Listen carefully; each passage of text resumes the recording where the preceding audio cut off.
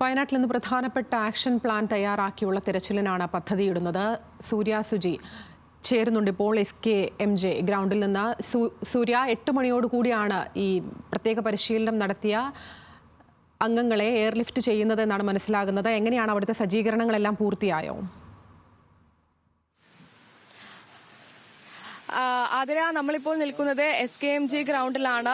നമ്മളോടൊപ്പം തന്നെ ഇതിന്റെ ഓപ്പറേഷൻ ഹെഡ് കൂടെ ചേരുകയാണ് സേതുരാമൻ സർ. എങ്ങനെയാണ് ഈ ഒരു ഓപ്പറേഷൻ, ഇന്നത്തെ ഓപ്പറേഷൻ എങ്ങനെയൊക്കെയാണ്? നമ്മുടെ ഇപ്പോൾ മൃതദേഹങ്ങൾ അന്വേഷിച്ച് നമ്മളിപ്പോൾ എല്ലാ സ്ഥലത്തും സെർച്ച് ആൻഡ് റിക്കവറി ഓപ്പറേഷൻ നടത്തിക്കൊണ്ടിരിക്കുന്നു. എന്നാൽ നമ്മുടെ ഡൗൺ സ്ട്രീമിൻ്റെ ഭാഗത്ത് സൈറ്റിനൊക്കെ ആൾമോസ്റ്റ് നമ്മൾ 3 റൗണ്ട് കംപ്ലീറ്റ് ചെയ്തു. പിന്നെ 1-2 ഇപ്പോൾ പുതുതായിട്ട് ഈ മലവെള്ളം ഒഴിഞ്ഞു പോകുന്ന സമയത്ത് പുതിയ ഒരു ഭൂമി ലാൻഡ്സ്കേപ്പ് കുറച്ച് മാറ്റമുണ്ട്. അതല്ലാതെ നമ്മൾ പരമാവധി നമ്മൾ ശ്രമിച്ചുകൊണ്ടിരിക്കുന്നത്. ആൾമോസ്റ്റ് കഴിഞ്ഞ 2-3 ദിവസമായിട്ട് ബോഡി ഒന്നും കാര്യമായിട്ട് കിട്ടുന്നില്ല. ഇന്നലെ 2 ബോഡി കിട്ടി, അതിന് മുമ്പൊക്കെ കിട്ടില്ലായിരുന്നു. അപ്പോൾ ഡൗൺ സ്ട്രീമിലാണ് കുറച്ചുകൂടി ഇൻറ്റൻസീവായിട്ട് അവിടെ നമ്മൾ കവർ ചെയ്തിട്ടുണ്ട്, ഒരു പ്രാവശ്യം പോയിട്ടുണ്ട്. എന്നാലും ഇൻറ്റൻസീവായിട്ട് നമ്മൾ പോകാൻ സാധിച്ചിട്ടില്ല. അതുകൊണ്ടാണ് നമ്മൾ വിചാരിക്കുന്നത് ഈ പറയുന്ന സൂചിപ്പാറ വാട്ടർഫാൾസ് മുതൽ മുണ്ടേരി ഫാം വരെ നമ്മൾ കുറച്ചുകൂടി ഇൻറ്റൻസീവായിട്ട് തന്നെ സെർച്ച് നടത്തുന്നു. അപ്പോൾ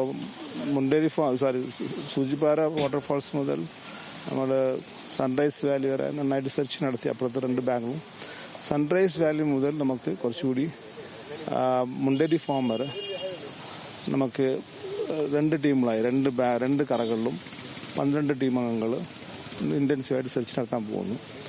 അപ്പോൾ അവർ കുറച്ച് ഡിസ്റ്റൻസ് കവർ ചെയ്യത്തുള്ളൂ, 5-6 കിലോമീറ്റർ. അത് കാരണം അത് വളരെ ഇൻറ്റൻസീവാണ് നമ്മൾ സെർച്ച് ചെയ്യാനാണ് ഉദ്ദേശിക്കുന്നത്. അപ്പോൾ അതിനുള്ള സ്പെഷ്യലിസ്റ്റ് ടീമാണ് പോകുന്നത്. വളരെ വിദഗ്ധരാണ്, ജംഗിൾ ട്രെയിനിങ് കിട്ടിയ ആൾക്കാരാണ്. ആർമിയിൽ നിന്ന് 6 പേരുണ്ടാകും, ഫോറസ്റ്റിൽ നിന്ന് 2 ഉദ്യോഗസ്ഥന്മാരുണ്ടാകും. ബാക്കി നമ്മുടെ SOGയിലെ ആന്റി നക്സൽ ഓപ്പറേഷനിൽ ഈ റഡാർ സംവിധാനം ഉപയോഗിച്ചുള്ള തെരച്ചിൽ അവിടെ ഉണ്ടാവുമോ? റഡാർ സംവിധാനം ഉപയോഗിച്ച് നേരത്തെ നമ്മൾ ചെയ്തിട്ടുണ്ട്, നമ്മൾ ഡെയിലി ചെയ്തുകൊണ്ടിരിക്കുക. അപ്പോൾ ഇത് വളരെ റിസ്കി ആയിട്ടുള്ള ഒരു ഏരിയ ആണ് അല്ലേ? അപ്പോൾ ഇവിടുന്ന് മൃതദേഹങ്ങൾ ലഭിച്ചാൽ എയർലിഫ്റ്റ് ചെയ്യുന്ന ഒരു സാഹചര്യമാണ്. നമുക്ക് ഹെലികോപ്റ്ററിൽ 10 മിനിറ്റ് കൊണ്ട് എയർലിഫ്റ്റ് ചെയ്യും. അപ്പോൾ കൂടുതലായും മൃതദേഹം ചാലിയാറിന്റെ പ്രദേശങ്ങളിൽ കിട്ടുന്നതുകൊണ്ടാണോ ഇത്തരത്തിൽ ഈ സൂചിപ്പാറ കേന്ദ്രീകരിച്ച് തിരച്ചിൽ നടത്തുന്നത്? തീർച്ചയായും. ശരി, താങ്ക് യു.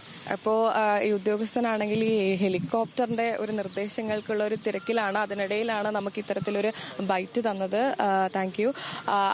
അതായത് 8 മണിയോടെ തന്നെ ഇവിടെ ഈ SKMJ ഗ്രൗണ്ടിൽ ഹെലികോപ്റ്റർ പറന്നുയരും. പിന്നീട് അത് സൂചിപ്പാറ വെള്ളച്ചാട്ടത്തിന് അവിടത്തേക്ക് പോകും. ഈ സൺറൈസ് വാലിയുടെ 2 വശങ്ങളിലായാണ് ഇത്തരത്തിൽ തിരച്ചിൽ നടത്തുക. അദ്ദേഹം സൂചിപ്പിച്ചതുപോലെ തന്നെ, ഈ ഉദ്യോഗസ്ഥൻ സൂചിപ്പിച്ചതുപോലെ തന്നെ സൂക്ഷ്മമായിട്ടുള്ള ഒരു തിരച്ചിലാണ്. അതുകൊണ്ട് തന്നെ 6 കിലോമീറ്ററോളമാണ് ഈ ഒരു തിരച്ചിൽ നടക്കുക. ഈ റഡാർ സംവിധാനം ഉൾപ്പെടുത്തിയിട്ടുള്ള ഒരു തിരച്ചിൽ തന്നെയാണ്.